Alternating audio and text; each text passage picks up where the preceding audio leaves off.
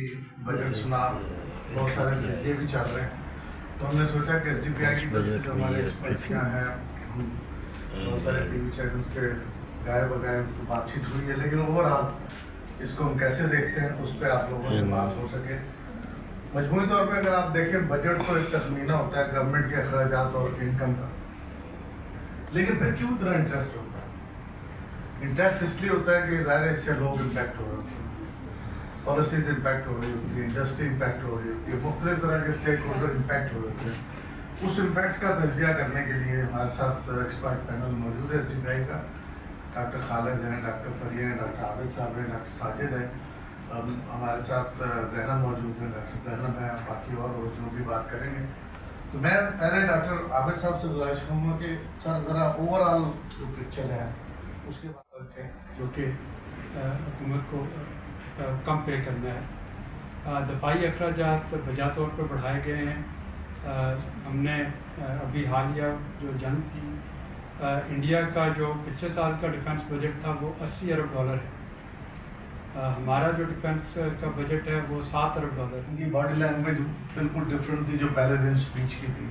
तो एक TV channel में उन्होंने मुझसे पूछा, चूँकि वो इमीडिएट रिएक्शन था, मैं उनको देख रहा था, तो उन्होंने पूछा कि आपका क्या रिलीफ क्या होगा। मैंने कहा देखिए, जो लोगों को रिलीफ है वो तो मेरा ख्याल आने वाले वक्तों में पता चलेगा, लेकिन मुझे लग रहा है वज़ीर ख़जाना ज़रूर रिलीफ हो रहे हैं। आप लोग आए SDPI से भी और बाहर से भी।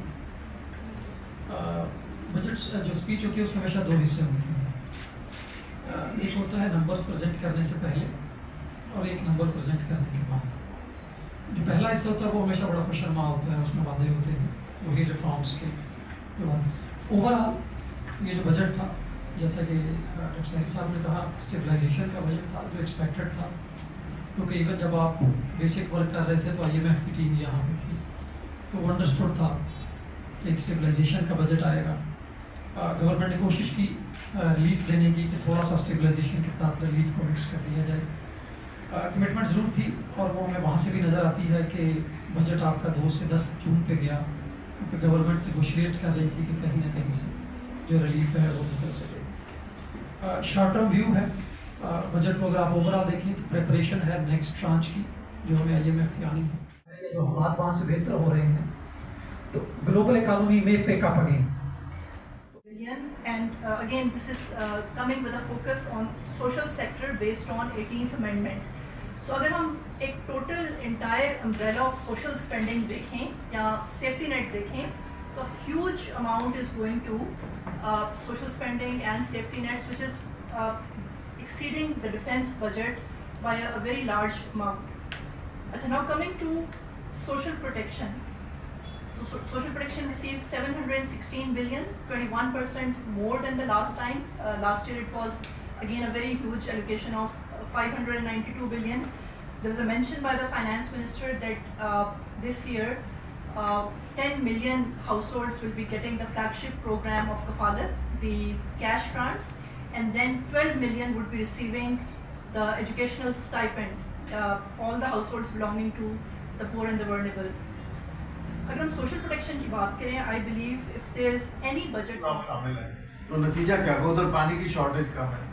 फिर वो जैसे डॉक्टर साहब आपने कहा कि हमने क्या किया कि एग्रीकल्चर में थोड़ा सा अगर इसको मैं बाइफरकेट कर दूँ एनर्जी के बजट को, तो टोटल ये 90.2 बिलियन है।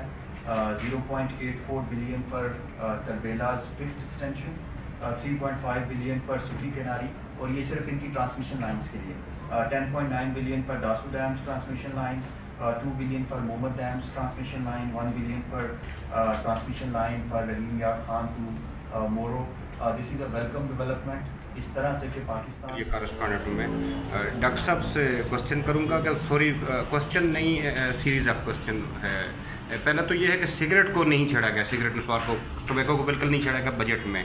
कहाँ गुंजाइश थी कि इसके ऊपर टैक्सेस और ड्यूटीज़ बढ़ा के कुछ अर्न किया जा सकता था, या इसमें टैक्सेस और ड्यूटीज़ कम करके तो कुछ वो जो गैर कानूनी स्मगलिंग है उसको रोक के कुछ हमारे पास बेनिफिट हमें मिलता था।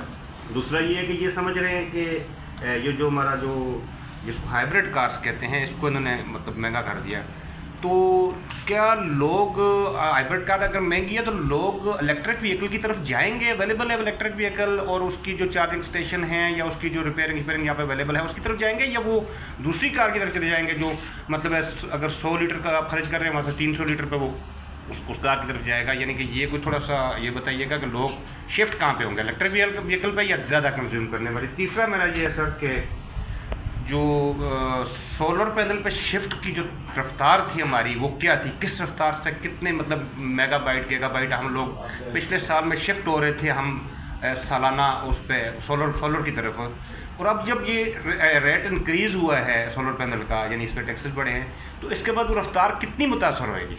ये मुझे 3 चीज़ें ज़रा जी प्लीज़ सर। Thank you. बड़े अहम क्वेश्चन है तीनों। एक तो ये है कि जो मैं खुद भी सरप्राइजिंग था जब हाइब्रिड कार्स पे अपना टैक्स लगाएंगे, क्योंकि एक तरफ हम बात कर रहे हैं कि हम कार्बन का या पेट्रोल का या फॉसल फ्यूल का यूज़ कम कर रहे हैं। मुझे लगता है कि जो लोग हैं इलेक्ट्रिक कार्स की तरफ शायद 2 वजहों से ना शिफ्ट हों, जो मेजॉरिटी, क्योंकि इस वक्त तक पाकिस्तान में इलेक्ट्रिक कार के लिए जो इंफ्रास्ट्रक्चर चाहिए वो अवेलेबल नहीं है। अभी चंद जो बड़े लोग हैं वो रख रहे हैं। मैंने जैसे पहले कहा कि जो 3-4 बड़े सेक्टर जहाँ से आप टैक्स ले सकते थे, बहुत बड़ा मार्जिन है इसके अंदर। डिफरेंट नंबर आ रहे होते हैं कि 300 बिलियन से लेके 600 बिलियन तक का मार्जिन है जो आप इकट्ठा कर सकते हैं। उसमें से कुछ आप ले रहे हैं, कुछ आप नहीं ले पा रहे हैं, बहुत बड़ा मार्जिन है। इस पर पूरे प्रोग्राम है पाकिस्तान के अंदर कि क्यों आप टैक्स नहीं ले पा रहे। इसके 2 जो एंगल्स हैं, गवर्नमेंट ने जो इलीगल जो स्मगलिंग वगैरह सिगरेट उसके लिए तो कुछ इकदाम का ऐलान किया है, मुझे एग्जैक्ट अभी याद नहीं, बट शायद लोकल इंडस्ट्री को फ़रोग देने के लिए लगाया गया है, क्योंकि बाहर से ताकि इंपोर्ट ना हो, जो अपनी लोकल इंडस्ट्री है उसको फ़रोग मिले। एक तो ये क्लियर कीजिएगा। दूसरा ये बताइएगा कि बजट में जो जेंडर पॉइंट ऑफ व्यू से अगर हम बात करें तो BISP को डेफिनेटली जब हम जेंडर बजटिंग की बात करते हैं तो 6 किस्म की क्लासिफिकेशंस होती हैं, जिसमें रैंकिंग भी होती है, हाई रेलेवेंस, मीडियम रेलेवेंस, लो रेलेवेंस। तो अब अगर हम एजुकेशन के एजुकेशन की बात करें तो वहाँ पे एक इक्विटेबल एक्सेस है। अब जिस तरह आपने कहा इसको बेनज़ीर को छोड़ दें, लेकिन बहुत ह्यूज एजुकेशन